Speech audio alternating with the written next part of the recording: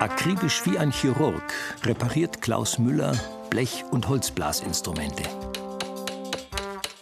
Es ist ein innerer Anspruch, dass das Instrument wirklich so übergeben werden kann, dass ich mich auch wirklich gut dabei fühle. Das ist für mich ganz wichtig. Und von daher hängt in jeder Reparatur schlussendlich auch immer auch ein gewisses Herzblut drin. Deswegen hat der Profimusiker Konrad Müller 2 Stunden Anreise nach Welden bei Augsburg auf sich genommen. Ja, hallo Konrad, grüß dich. Er ist Musiklehrer und spielt in der Munich Brass Connection, die zu den besten deutschen Blechbläserquintetten zählt. Extra aus dem Chiemgau angereist. Was bringt dich denn zu mir? Mach mal auf, was da drin ist. Okay. Was geht's heute? Ah, okay, ein schönes Flügelhorn. Das ist mir nochmal umgefallen. Ich habe alle so mit Kreuzler ein bisschen markiert, Ja, was das mal zu machen ist. Genau. Aber das ist noch das Wenigste. Ja, was möchtest du Ja, denn insgesamt und zwar gemacht der haben? zweite Zug hier, Okay. der ist einfach zu lang. Der ist eine Spur zu lang.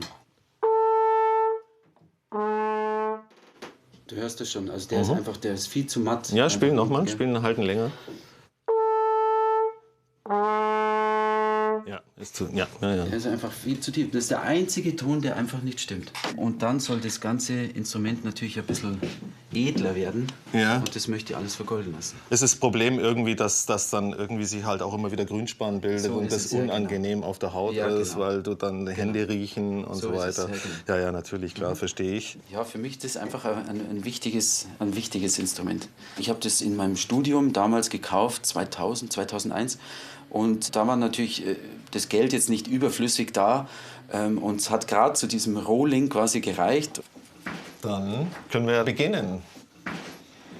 Für die Überholung müssen alle Teile zugänglich sein. Knifflig ist so eine Reparatur immer. Und da gehört natürlich auch immer wieder das Vertrauen zum Instrumentenmacher, dass man weiß, dass mein Instrument sich hinterher nicht irgendwie, was Ansprache und Klang angeht, verschlechtert. Ja, so sieht es dann aus, gell? Wenn ein Instrument ein paar Jahre gespielt ist. Und sobald sich dann hier Grünspan, Kalkablagerungen bilden und die sich verkrusten und verhärten, kann das Ventil nicht mehr sauber laufen. Für den nächsten Arbeitsschritt muss Klaus Müller in den Keller.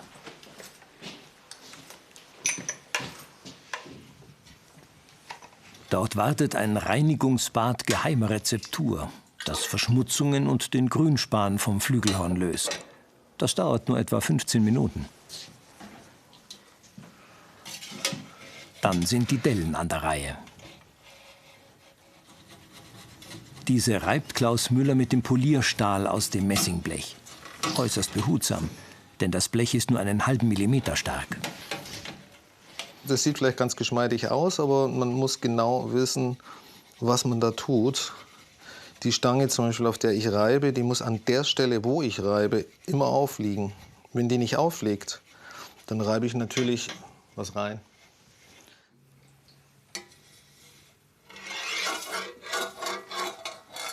Hier kann ich mit einer eingelassenen Kugel und einem Magneten beulen, ausbeulen.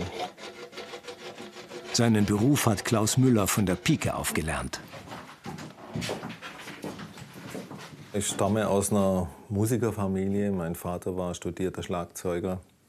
Und auch meine Geschwister haben alle Musik gemacht. Und ich selber dann auch mit 6 Jahren angefangen, Klarinette zu spielen, später dann Saxophon. Und irgendwann hatten meine Eltern dann ein Musikgeschäft eröffnet. Und da lag es dann nahe, dass man sagt, okay, dann werde ich Instrumentenmacher. Und handwerkliche Arbeit hat mir auch schon immer Spaß gemacht. Für tiefere Dellen nimmt Klaus Müller sogenannte Bunsen, die mehr Masse und eine größere Auflagefläche haben. Wenn die Magnetkraft allein nicht ausreicht, steht Arbeit über Kopf an. Vorher positioniert Klaus Müller die Bunse genau an der Stelle, wo sich die Beule befindet. Und schlagt er mit kleinen, flachen Hammern genau an die Stelle hin, wo die Beule ist und drumherum.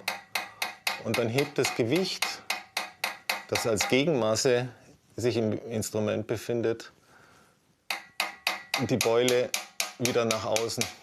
Wenn man jetzt Diese gleiche Arbeit, die ich jetzt ausführe, zum Beispiel bei einem Instrumenten machen muss, wie eine Tuba, die nicht zerlegt ist, die komplett zusammengebaut ist, dann hat man halt den Spaß, dass man so runde 15 Kilo nach oben halten muss, senkrecht mit einem Arm nach oben halten muss. Und das ist dann auch der Moment, wo man besser einen Mitarbeiter hat, der einen das Instrument dann auch halten kann, weil man das nicht lange durchhält. Und dieser Mitarbeiter heißt Florian Tönnis. Er und sein Meister verstünden sich prächtig, sagt der Geselle. Nur so könnten sie seit über 14 Jahren auf engstem Raum zusammenarbeiten. Das Schönste ist wirklich, man sieht am Abend, was man gemacht hat. Und das ist eine große Befriedigung. Und natürlich ist auch da der Hang zur Blasmusik. Ich spiele Waldhorn selber in der Blaskapelle in Augsburg-Gögging.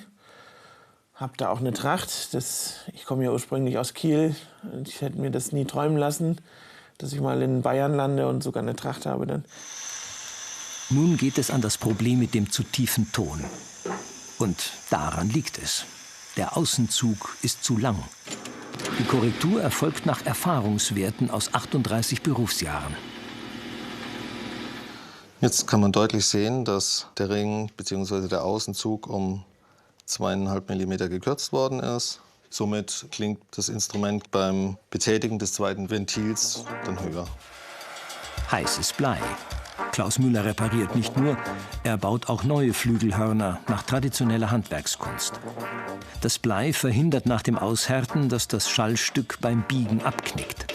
Das Wichtigste ist, nur immer so viel zu biegen, wie man es auch braucht. Und man muss sehr darauf achten, dass die Falten, die entstehen, einfach nicht zu groß sind. Würde das passieren, würde man beim Zurückschlagen die Falte zum Überlappen bringen und dann ist quasi vorbei. Es haben doch eine ganze Reihe bekannter Musiker diese Instrumente erstanden, und zwar Heinling, dann Franz Zettel von der österreichischen Kultband SDS, Kurt Pascher und die Böhmerwälder Musikanten spielen Flügelhörner von mir.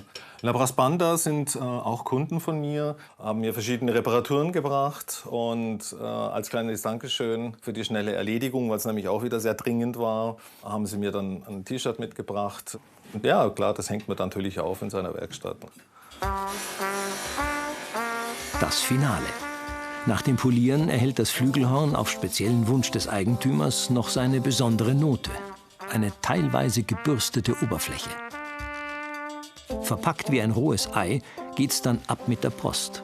Eine Spezialfirma übernimmt die Oberflächenveredelung durch galvanisches Vergolden. 10 Tage später ist das Instrument zurück. Florian Tönnis und Klaus Müller brauchten rund 24 Arbeitsstunden, bis Konrad Müller nun sein gutes Stück wieder in Empfang nehmen kann. Ich hoffe, es ist in der Art und Weise, wie du dir das vorgestellt hast. Ja, Wahnsinn. So schaut das Ganze jetzt aus. Darf ich das schon anlangen? Ja, darfst du? Ja? Ja, super. Wahnsinn. Das sieht viel toller aus, als ich es mir vorgestellt habe. Ja? Wirklich schön, Ja, das freut mich. Magst du es mal anblasen? Ja. Das ist jetzt alles wieder rund und vor allem ist es jetzt auch wieder spannungsfrei. Da war natürlich auch eine feste Spannung drauf. Muss ich ausprobieren. Mach das doch mal. Und? Stimmt nun der Klang?